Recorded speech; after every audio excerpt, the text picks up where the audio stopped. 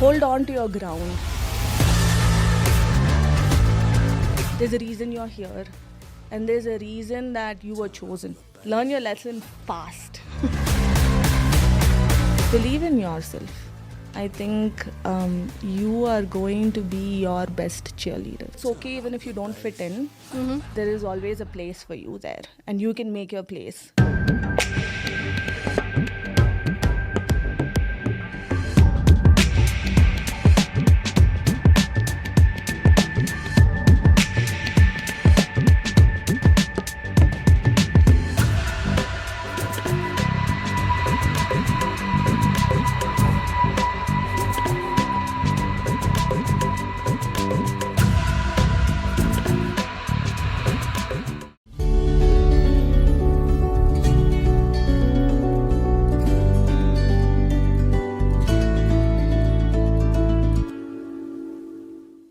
Hi everybody, welcome to another episode of Portraits of Strength.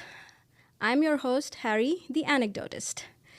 On today's episode, we're going to shed light on a trailblazer who hits a trifecta: a young leader, a woman in tech, and a woman of color. Sai Mounika Potti is a director of product and test engineering at Texas Instruments in Lehi, Utah. You know, rising up to the role of a director in a male-dominated industry like semiconductor manufacturing at a young age is no small feat. But Mounika has done it, all the while navigating life as a mother to a young toddler, which shows us that resilience and balance, what they look like for us. What makes the story even more remarkable is that Mounika, beyond corporate life and semiconductor industry, she's a dancer, garnering a growing following online because of her creativity and joy, reminding us that strength also comes in, embracing all your passions that make us whole.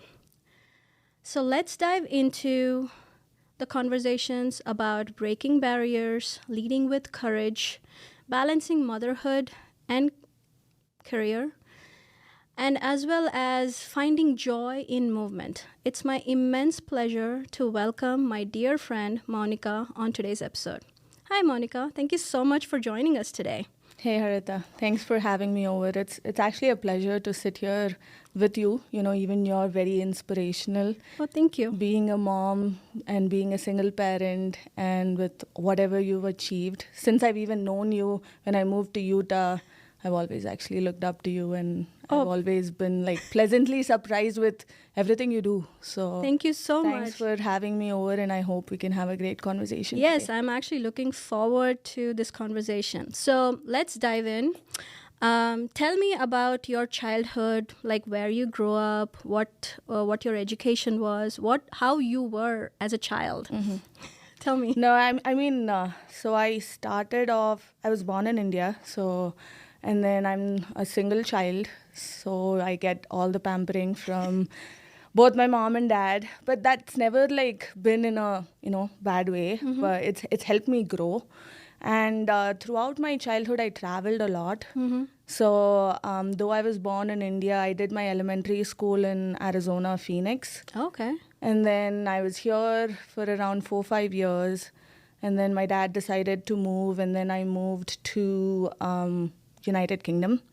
And I was there for a few years.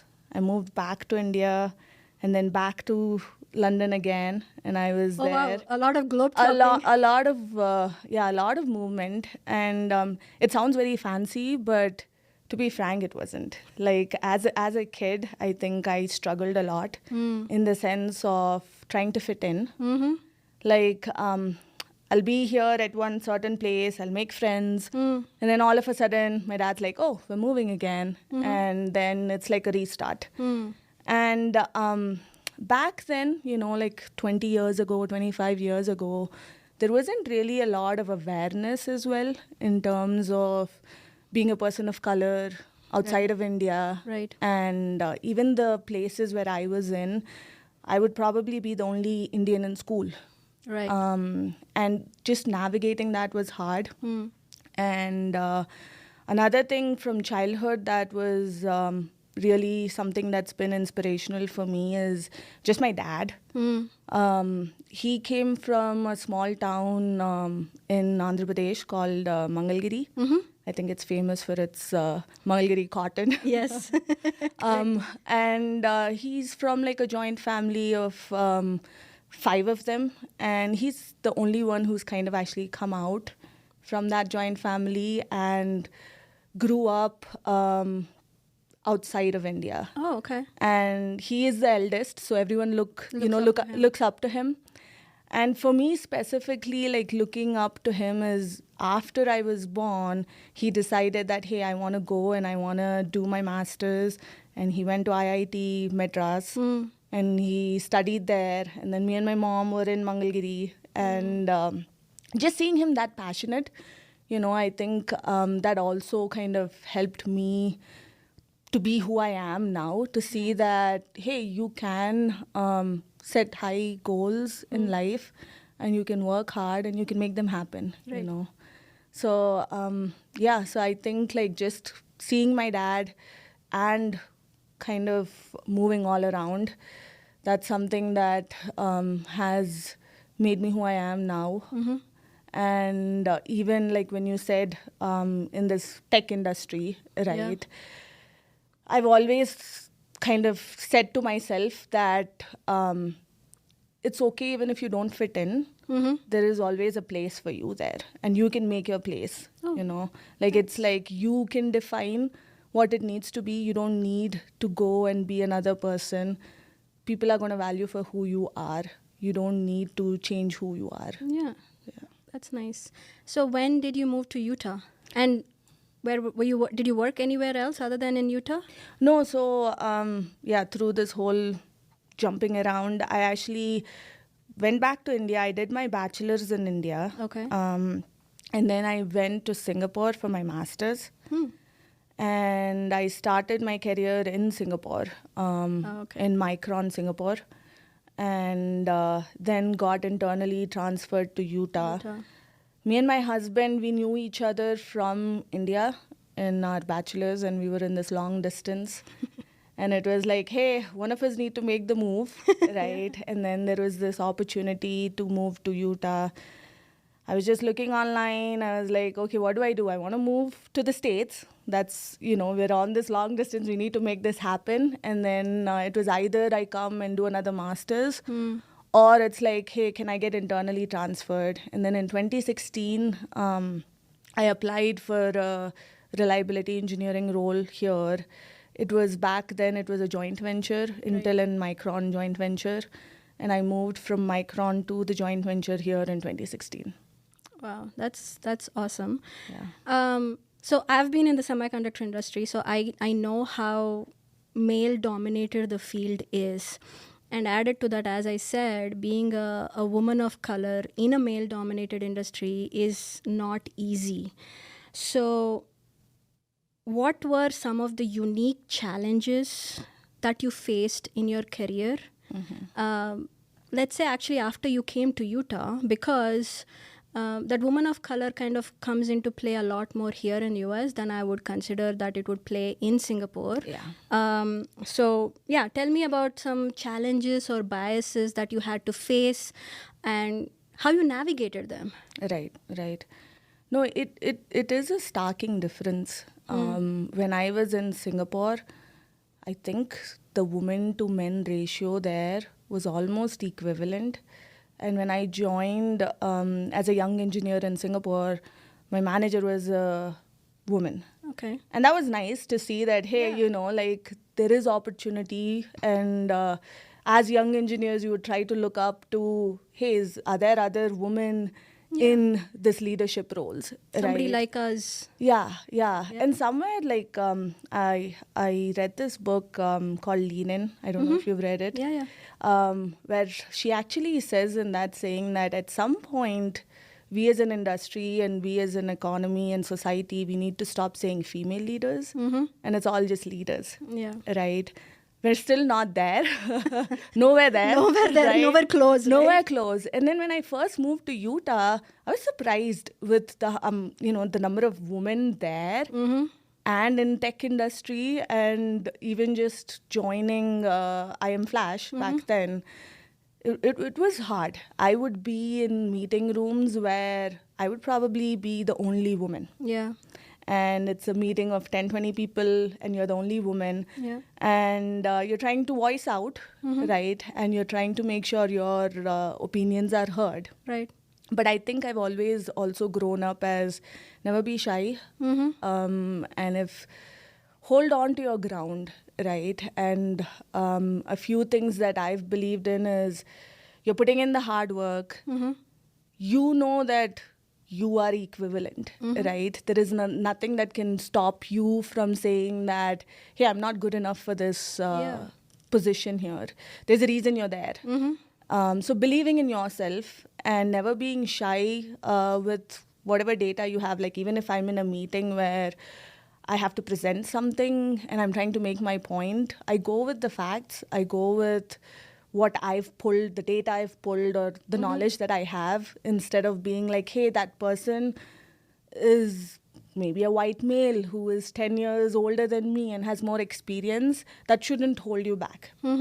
So that's one thing that was, it just comes with time and experience. And I think it's just constantly you reassuring yourself.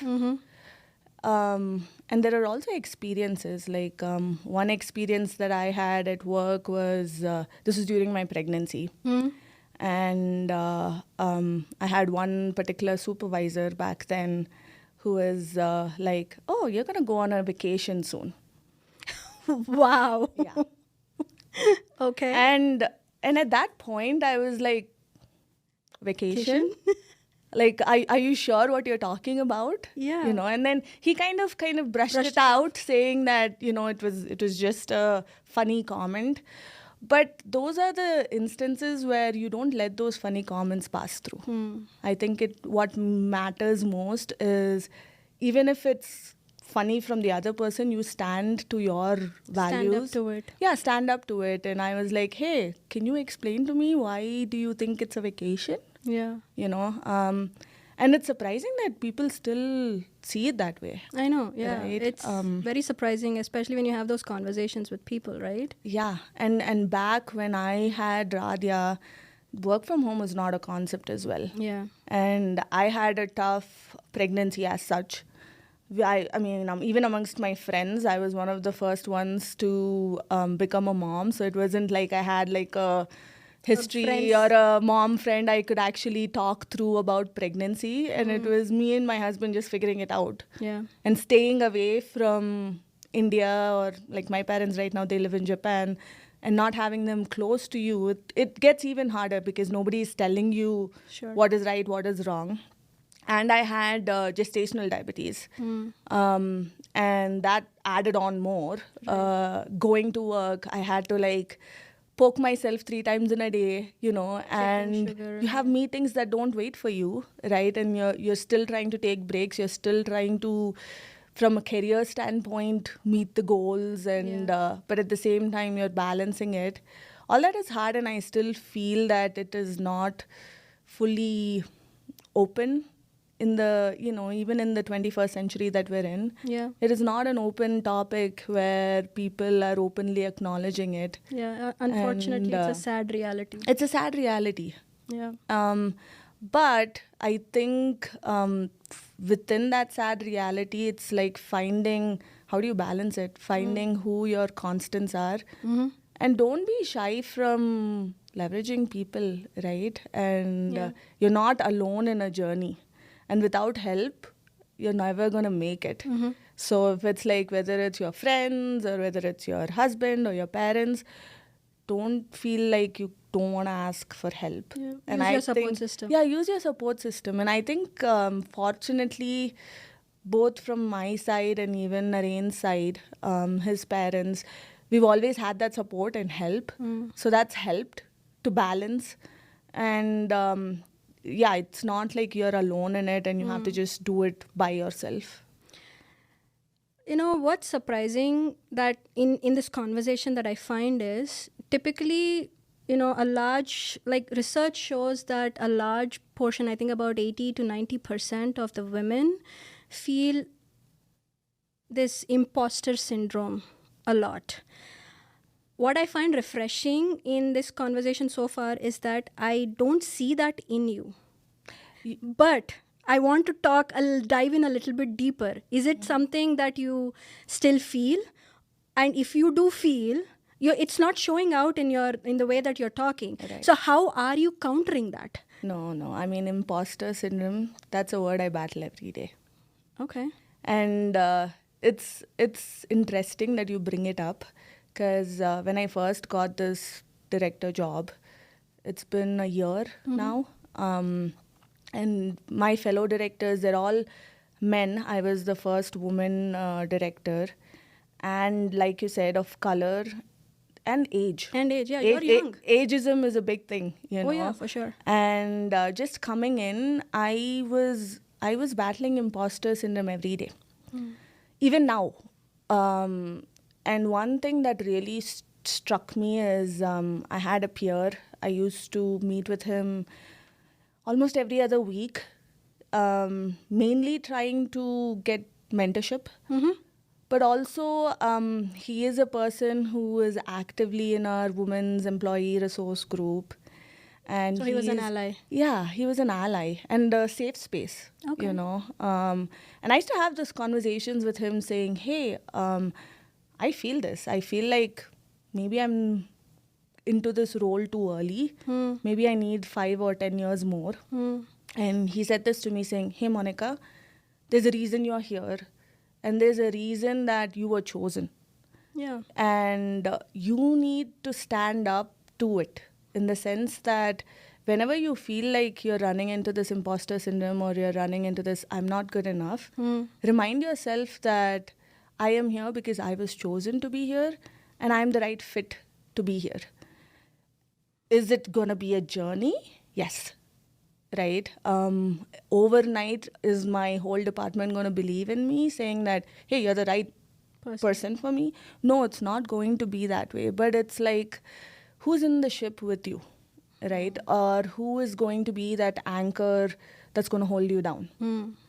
Figuring that along the way and sticking to your principles and sticking to the why behind why was I chosen, and not changing yourself, right? That gets important. Yeah. I struggle every day, not just about, hey, am I a good enough director? But even in multiple hats that I wear. Am I a good enough wife? Am I a good enough mom? Am I a good enough friend? Am I a good enough daughter? You know, all those, I question it every day, right? With the hustle in life that we have, and especially for women who are trying to balance career, and I have a young toddler, it's hard. And sometimes once someone told me this, again, at work, I have these therapy sessions where they give you professional help, which I think is another topic we should talk about. For sure, yeah. But he specifically told me, hey, Mounika, you need to wear your oxygen mask first before you can put it on for everyone else, you know. And it's true. I think there are days where if you feel like you're exhausted, it's overwhelming, you focus on yourself, get yourself back up, and then you can make it at that point. Right. I may come across like, hey, I'm this confident woman, but not really. I think there is that guard that you put, right? For sure. And everyone does that. But I'm also not shy to say that every other day or every other week I break down. And that's normal. And I think as women, we are more emotional, you know. And it's our strength. It's our strength, exactly. And it's okay. It's okay to say that it's hard and you are working on it as a journey and you're taking it one step at a time. That's amazing. Who would you say is your inspiration? I know you talked about your dad, where you get that drive by seeing him go behind his passion. But other than your dad, do you have any other person, living or dead or fictional, whatever it is, right, who inspires you to give your best every day? I would say it's not one person. Okay. I think throughout my life, I've picked up on different incidents and different people that have taught you a lesson or that have inspired you in a certain way. And there are multiple as such. And I know you said fictional, right? Even fictional. Like I'm a big Harry Potter fanatic. You know that, right? Yeah. And we share that in common. For sure. Like I remember reading that as a kid, and I think 5 years ago I reread it again, and I was surprised when I reread it again on everything that I saw differently. Yeah, like that you wouldn't pay attention to when you were a your kid. situation in life makes you see it differently, right? Yeah. Like even characters like Luna Lovegood, where I think she talks about just through life how there's a way for things to come back to you. Oh yeah.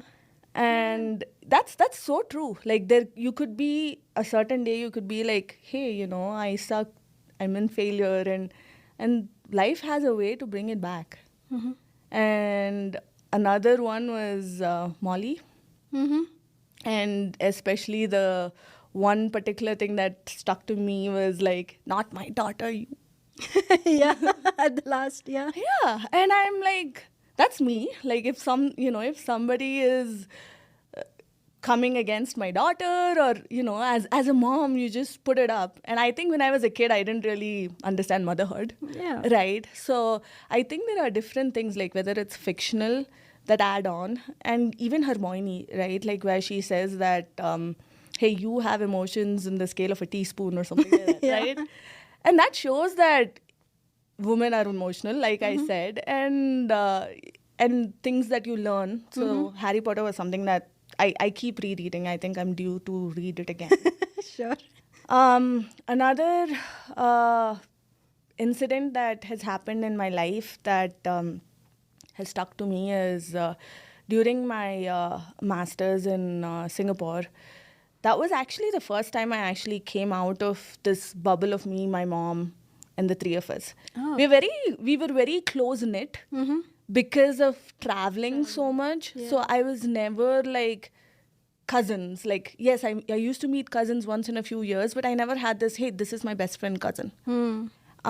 Even friends, I made friends, and then I moved places again. I'm making new friends. But I did leverage on friends quite a bit. But to me, my world was my mom and dad. So like you're emotionally, you were not being attached to any other friend. Yeah, so because of constant travel. And they were always there. It was that safe space. Right. And then when I first moved to Singapore is when I kind of broke that bubble. And I'm like alone to myself.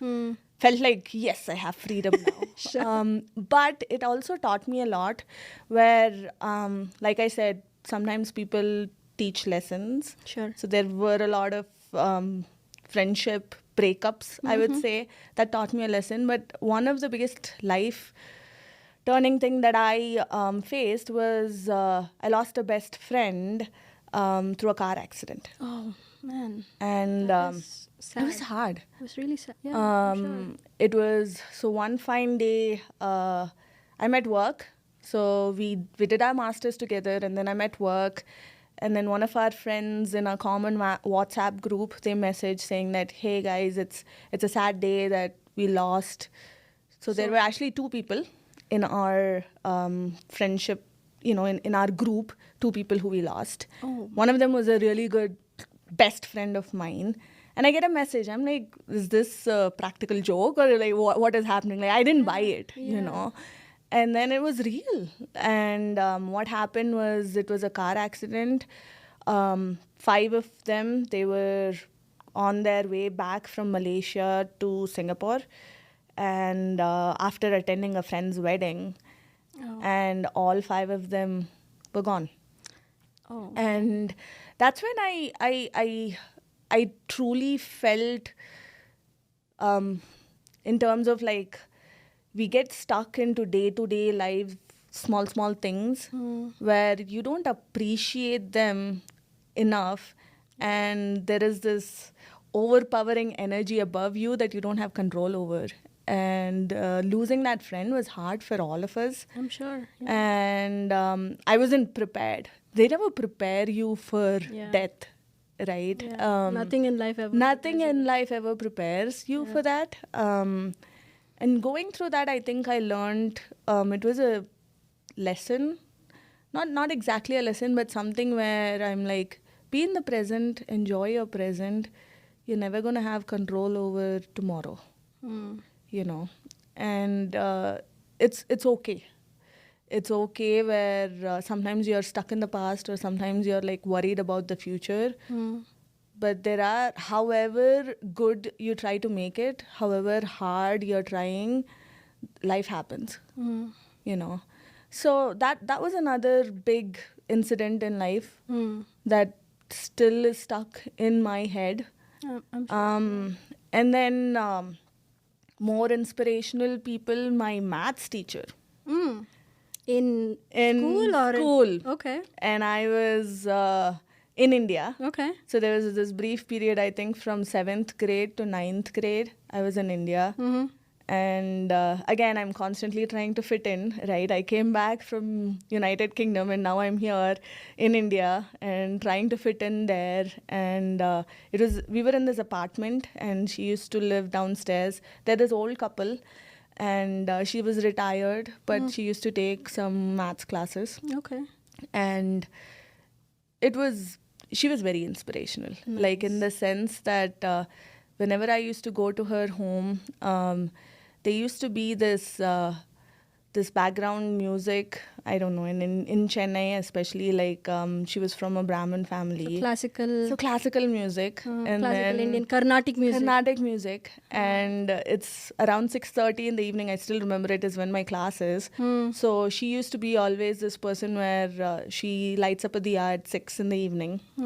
And a lot of times I'm early for some reason, I don't know. And I used to be a part of that prayer. Nice. And I still remember I used to every day get crap about not wearing a bindi.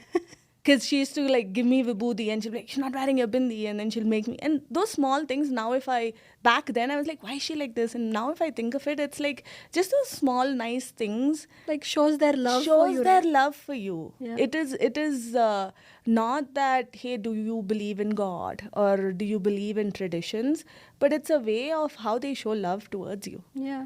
And right now in this world, and I want to figure out how I'm going to do this with my little one, is the amount of respect that you have for your teachers, you know, has changed so much. Totally. In the past I agree. Several decades and generations. And it's both ways. I think back then, naturally, the teachers used to be in a way that you gain respect for them. Now I don't know. Right? It's like people in their day-to-day life, and it's more like what you're taught culturally as well. Has it become a business model? Hey, I'm paying you, so you owe me. Or is it more like, hey, you are my guru, you know? I think it's that concept of guru, right? Yeah. I think that is, I see what you're saying. And not everything that we had as teachers were perfect or not, but it's also like there are certain things that were really good. Yeah. No, I get it. Yeah. And I think few things I picked up, at least from her, was the discipline piece. I think if you're not disciplined in life, and discipline is a controversial word, right? Like in the sense that you can define what discipline means. So that's a good segue. So like, what is discipline to you, or in what way do you see yourself implement discipline in your career or life or whatever, right? Yeah, I mean, I think it is you sitting and figuring out what does discipline to you mean.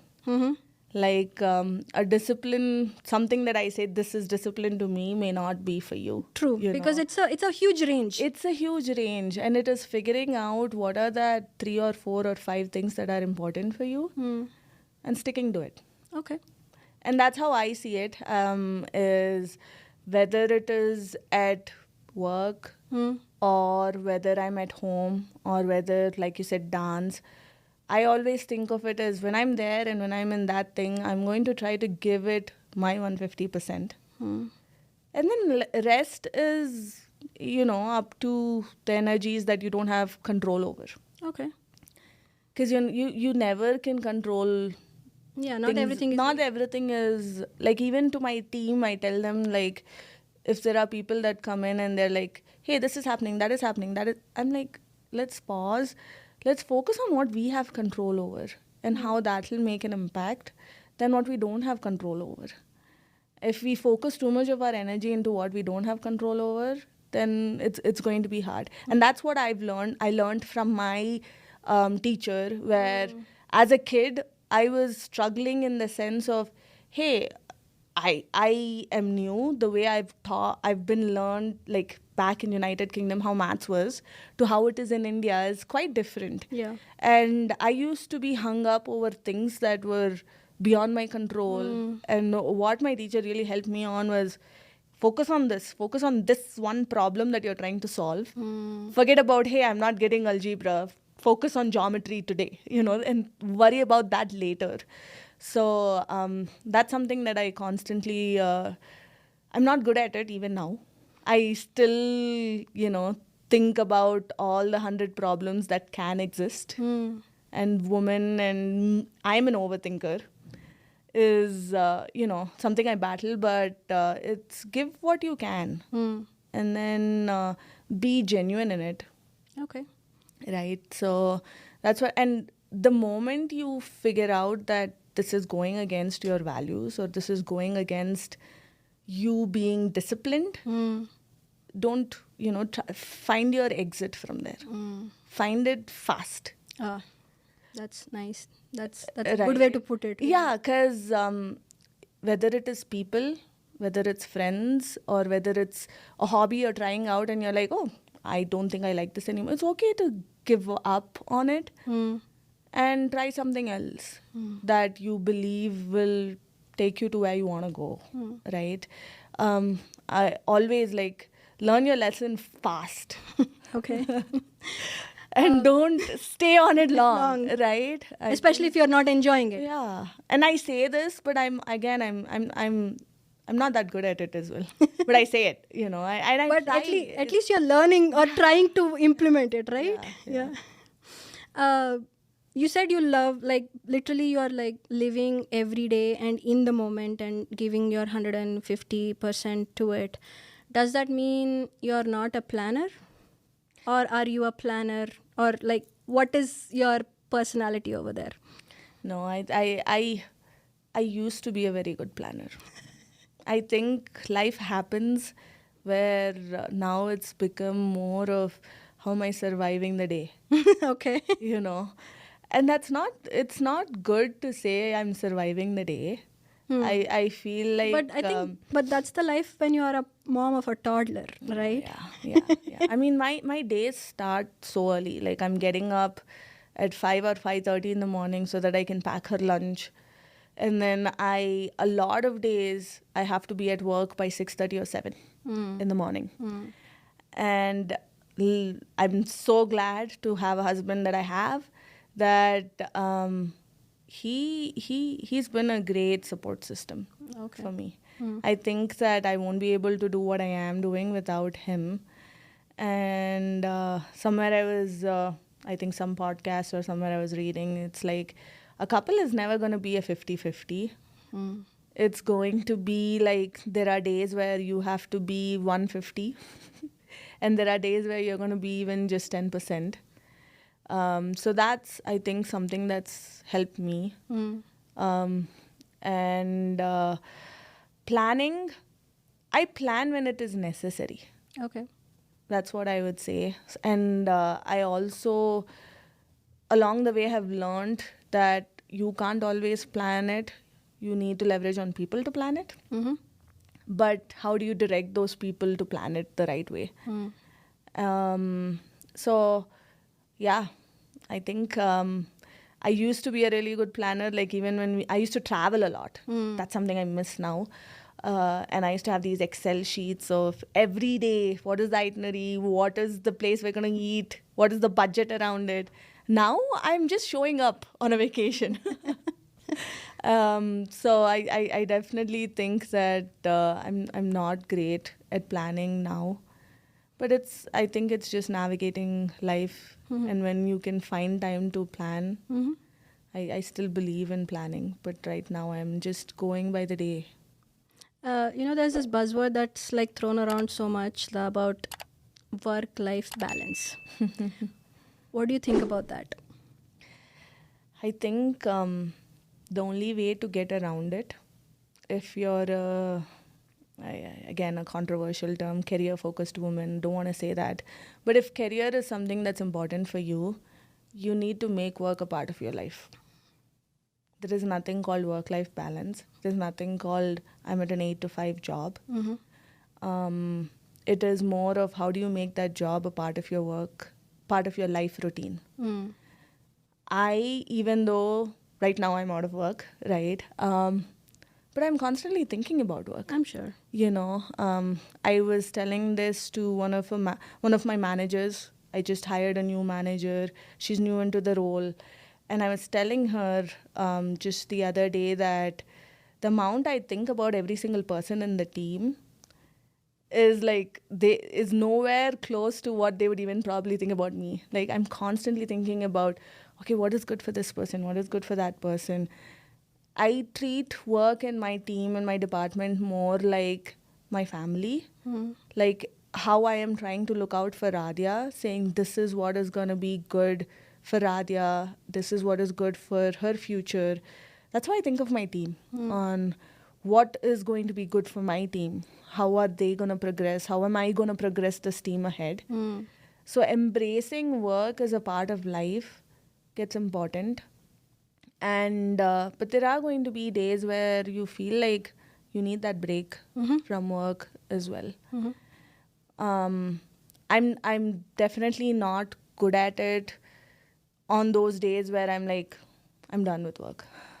I need a break. There are days I come home and I tell Naren, I think I want to quit. And he'll be like, pause, breathe. You're just telling me this today, but if you take 2 days off of work, you'll be like, oh, what do I need to do? And I'm bored, kind of a thing. So until and unless you make work as a part of your life, you're not going to be able to enjoy work. And work-life balance is what you deal with day to day. If there is a day that my daughter needs me and she has something at school and you showing up for her is most important, you prioritize that day. So there are days you would prioritize life and there are days you would prioritize work. If my factory is lying down and you need to be there nights, you'll be there nights. You have a support system that you've built who can take care of home. When you need to be there for your family, you be there for your family. Yeah. That's what I say is work-life balance. So you'll say more like work-life integration and not a balance. Yeah, it's more of an integration of work, life, your hobbies, everything.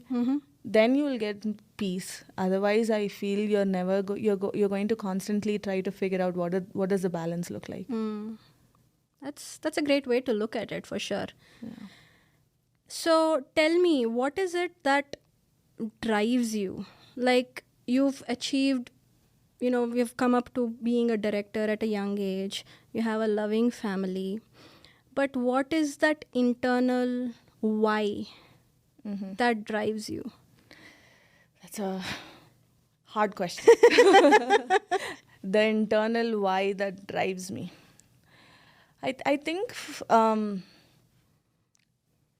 figuring out the why is hard. And I still think I've not figured it out. Okay. There are days where I'm like, this is why I exist. And there are days where I'm like, why do I exist? Sure. You know, I think that existential crisis comes up every now and then. Yeah. And what really I think drives me is if I feel like I am moving, I am achieving.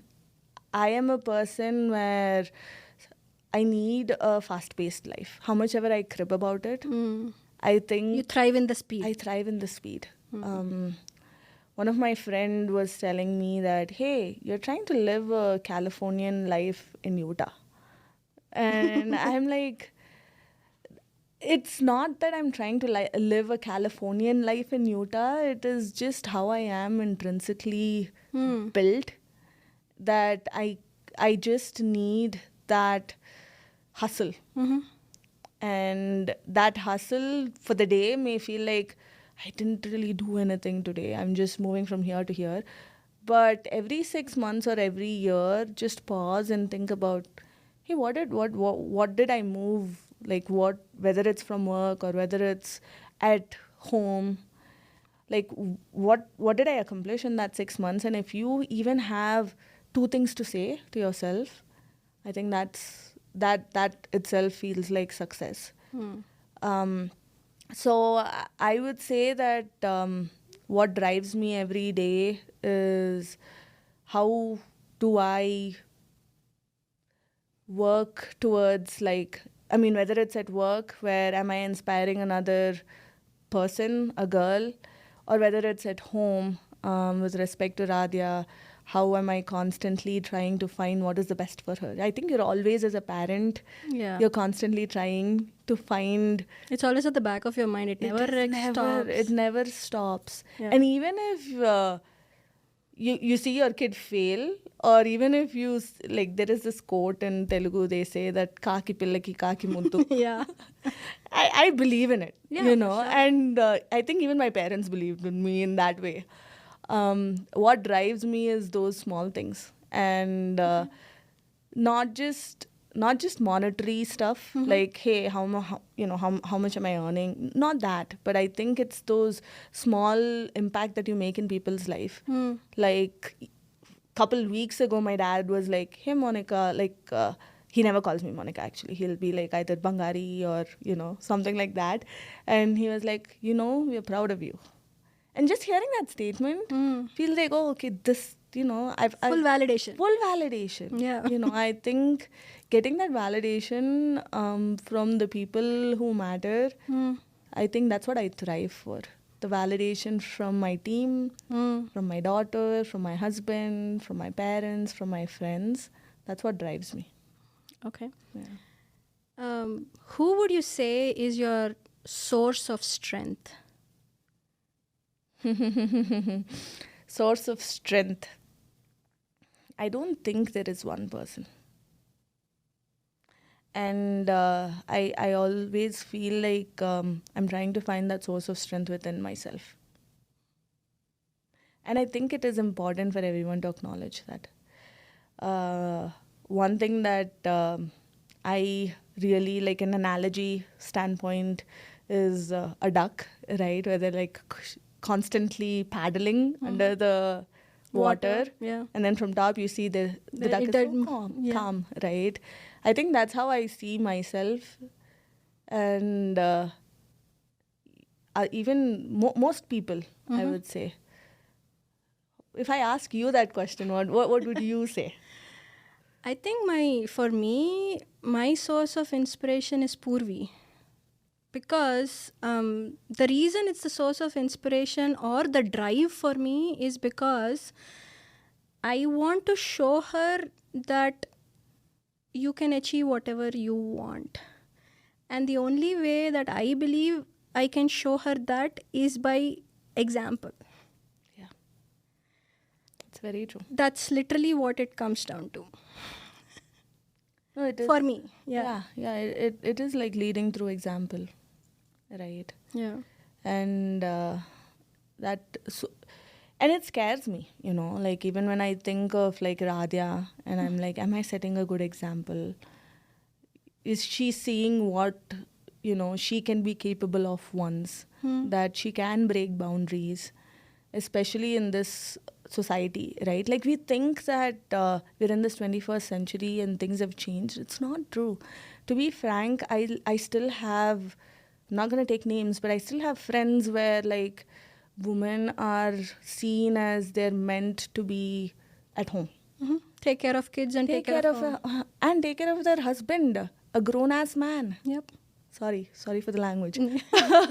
But like I've seen friends where they go give a glass of water, they go and grab their shoes for the husband at this age in life. You don't think the grown-ass man can go and grab a glass of water For himself. for himself, right? And what example are you setting for your kids and family? Yeah. And that's what I strive for every day, is between myself and from Naren, what does Radia see in us, right? And even at work, like, am I setting an example that the newer engineers can actually go and make things happen? Like, I had to hire a section head in my team, and she was very young and lesser years of experience but high potential. Like, you can see she's a driver. And I had an option where I was going through the interview process. I was thinking of another person who has more experience, more number of years and all of that. And then I go to my boss and I ask him, what do you think I should do? And he was like, Mounika, just like how we believed in you, you need to believe in and give a chance, you know. So I think the more examples you set and the more opportunity you give, that's where people are going to see that, hey, I can do it too. If she can do it, I can do it too. So that's what I, even at home with respect to Radhya or at work with younger engineers, even at dance, I feel like I spend a lot of time at dance. One is for my own personal self, but two is also like, hey, break the cliche that if you're a mom and you have a work that is very demanding, you can't go and dance. No, break that. And run after opportunities. Like recently I've started like moving into trying to get into hip hop and stuff like that. Like go and don't let anyone hold you back. I know we spoke about teachers and stuff like that. Even in real life, if there's a teacher or your boss at work is holding you back from growing, that is your like, It's your time to move on. it's your time. It's your reality check. It's like red flag. Know that this person is holding me back. Not for you, respectfully. Move on and seek that strength in yourself. Nice. How would you describe your leadership style? What's your leadership style? And how would you say motherhood has shaped it for you? No, it has. I think that so there is this. Have you heard of this thing called DISC profile? You might have. Yep. So there's this thing called so D stands for dominant, I is more like influential, and then S is steady and C is conscientious. So I took this when I was an early leader, where I had a small team, and when I took that, I was heavy around the D. And it was because of how I was as a person, very direct. I was very low on the I side of things, because I would get to the point, not this very social person. I won't go and have a 10-minute long talk about how was your day and then... To the point. Yeah, to the point. That's how I was. And I was very much focused on results and focused on business and focused on that.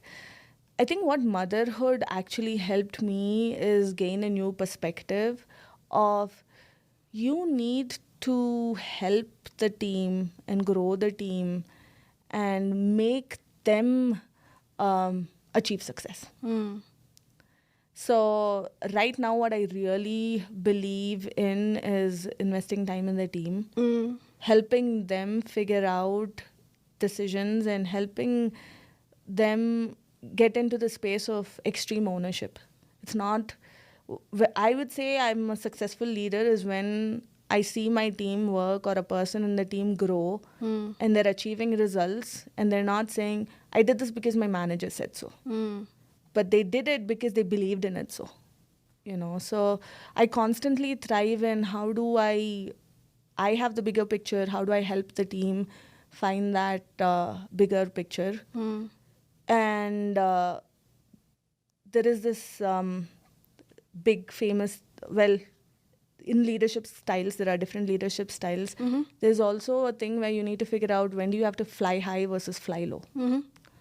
So you don't want to always fly high, where it will be like you are not involved enough and you're not there for the team enough. Right. And when the results happen, you're like, you celebrate it. But when they don't, you're like, oh, it's because of you. Right. Figure out the days where you need to fly low and you're in it with the team, and figure out the days when you have to step out and fly high and let the person go and deliver and achieve it. So that it's that balance of flying high and flying low. And be that I always believe in the analogy of the team. Like I feel like I'm the mom. Being a mom, right? And I'm like, if I do this for my child, is that going to be good for that child? The same way I see my team, Right. is seeing it as that being a parent, So that's mostly like my leadership style is heavy around that. Sure. Yeah. So, as we were talking about earlier, many women, and I should say specifically Indian women, tend to have a lot of pressure around, choosing family, taking care of your kids over career. What helped you reject that framework or that notion? No, I think, like I said, it is your values and your principles. I wouldn't even say that choosing your family and choosing your kids over your career is a wrong thing. I think it is a choice you make. And you need to make that choice on, is this what I want to do? Is this what defines me? And if the answer to that is yes, you go for that. So I truly respect women who choose to be, hey, I want to be at home and I want to focus on my kid. And I respect that. But if you choose that because of a social pressure, that is when I feel that's not acceptable. And for me, I think I made this choice just growing up and always having my parents give me this freedom of, you do what you believe you want to do. My dad is in IT. He was very pro that he wanted me to take computer science and to take IT. And I told him, hey dad, I've seen you in it. You're great at it, but what I believe in is electrical, and he saw that, and having that freedom, right, of making that choice, I think is important. And you're always going to be having to battle societal pressures. Yeah. And holding up to yourself and figuring out your circle, who your wavelengths match and your values match, that gets important. It does play a huge influence in your life. Sure. Like if you're always hanging around, like I would be very open if I hang around with like women, and no disrespect there, but women who are mostly at home and taking care of kids, I get into questioning of myself, am I a good enough mother? It's not because I'm not. It is because you're trying to compare yourself to some others who are there with you. Yeah. And I think you need to recognize that if that's happening, pull yourself out of it. Otherwise, you're always going to be like constantly trying to prove yourself. where it's not a match. Yeah. Yeah. So figuring out those situations where this person or this, whether it is family or whether it is friends or whoever it is, if they're along the same page as you from a value standpoint. Yeah. They say build your army. I wouldn't say build your army. I'd say build your small circle of your support system. That's awesome. Clearly, I mean, I've seen you dance, and your dance profile is out there with social media presence and all of that. We can clearly see that it brings you joy. How does that help you in your life and kind of like give you the strength, or how has it played a role? Yeah, I mean, I see it as my time. It's a way to de-stress myself and go and dance it out, The piece of social media, I want to be very open about it, that you need to navigate it with a good amount of open-mindedness. Sure. It is not for everyone. Even if you post something out there, it is yes, maybe there's a piece of it where you're trying to get validation from whomsoever, but a huge portion of it is for yourself. Yeah.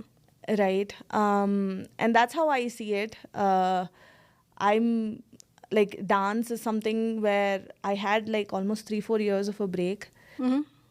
When I moved to Utah, I danced a lot. At work, just all these different social events and all that. And then I took a huge break getting into my pregnancy. I had a hard pregnancy. I had like a tailbone injury post-pregnancy. So I had to go through physical therapy and all of that. And then COVID hit. Yeah. We were all at home, right? And then the moment when I came back and having this opportunity to just get back into dance, that was quite refreshing. So I do enjoy that. Does a dance add stress? There are days dance adds stress too. Okay. It's not as rosy as it looks. But like I keep saying, it's figuring out if something adds stress, remove it from your life. And find an avenue where you can make it your strength than your stress builder, So. Do you see a parallel between dance and engineering? Dance and engineering. I mean, definitely, right? I think I have always been not just dance, but if you know me personally, I'm very competitive. And I don't know if it's like a single kid syndrome or something like that. Even playing board games at home, I'm like constantly trying to win, and Naren and my family or friends will be like, hey, it's just a game, slow down. So I do take that parallelism, whether it's dance or at home or at being a mom or being a friend. I'm constantly thriving to, I want to be the best, But I think what gets a little toxic there, I know the word toxic is knowing when to stop. Knowing when to say that, no, this is good. Okay. So dance, as everybody knows, it's a sign of self-expression. It's a way you express yourself, right? So what does self-expression mean to you as a professional? Like, for example, I know, at least 20 years ago or 10, 15 years ago, it was very frowned upon to have, like, as a professional, having something like a social media presence as a dancer or as a content creator or as something else. Yes, that is changing a lot in the last, I would say, 5 to 10 years. But in your opinion, has it given you challenges? Has it given you, or how do you navigate that? Or what does that self-expression mean to you as a professional in the tech industry? No, it does. I think what has helped me is maybe it's an Indian thing versus, being here outside of India. if I was doing the same in India, where I was going to work and I still had this social media presence and dance, I think it comes across more as I am not a responsible person. Yeah, yeah. But here, my team, my managers, my peers, everyone know that I dance. They've even a lot of them even follow me on Instagram. Oh, wow. Okay.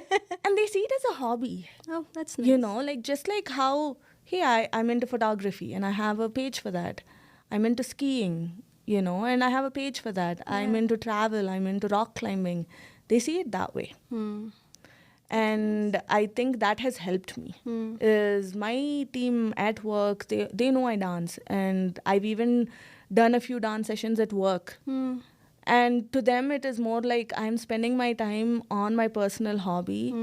It is a stress, buster for me.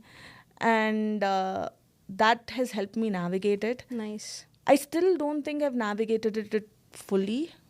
Like, a lot of times my parents don't understand it. Sure. And there are days sometimes even my husband doesn't understand it. Sometimes it's the closest people to you who don't understand it, yeah. Right? And I think it is that perception feeling and I've seen it hugely like in India versus here, where it makes a difference. Yeah. And I'm still able to keep up with it. So. Okay. Let's switch a little bit. We'll go into rapid fire questions. Okay. What's your favorite book? Harry Potter. Harry Potter series. What's your favorite song? My favorite song. I know this is supposed to be rapid fire. I actually like all songs of Imagine Dragons. It sounds like, oh my God, like, are you a professional? Are you a director? But hey, I love Imagine Dragons. To me, sorry, I know this is rapid. I need to talk about this. Sure. It's another stress buster. Loud music of Imagine Dragons on my ride way back from work. I can totally relate. Yeah. Favorite quote? Favorite quote? I think my favorite quote is, and my favorite quote keeps changing, but one quote that I'm like the past week or 2 weeks has been constantly in my thing is, you're always going to have a plate full. Never look for emptying your plate. Figure out what you need to eat first. Oh, okay. Yeah. Nice. Favorite movie? I have always been a Shah Rukh Khan fan. Ooh, yes. Which one then? DDLJ. DDLJ. Okay. What's your greatest fear? I think my greatest fear still is life happening and losing people. I think I'm never prepared to lose people. Okay. What's the most courageous thing you've ever done in life so far? Courageous thing. I think it's underrated and every woman goes through it, is giving birth. Okay. What's your philosophy of life? Philosophy of life. Believe in yourself. I think you are going to be your best cheerleader. Nobody else is going to be that for you. Not your husband, not your kid, not your parents. It is you. Okay. And then finally, as we come to the end of the episode, what is the one thing that you would give as an advice to our viewers of this podcast? I think one thing I would say especially is I am a feminist. I know even today morning we were talking about it. And the word feminist is not fully understood by the society. It doesn't mean that I hate men. Yeah. It is mostly around how we as women need to, even in this 21st century, navigate through stuff, whether it is at work or whether it is at home, whether it's being a mom. But don't let that hold you back. I think you need to believe in yourself. Don't let other men hold you down. Don't let other women hold you down. I think a lot of times we as women don't believe in sisterhood that much. I think we need to Build that. Support that, and fight for yourself. That's what I would say. That is an awesome and amazing advice for our viewers. And there you have it. So always believe in yourself. And thank you so much for such an amazing conversation. It was truly inspirational. Thank you. Thanks, Harita.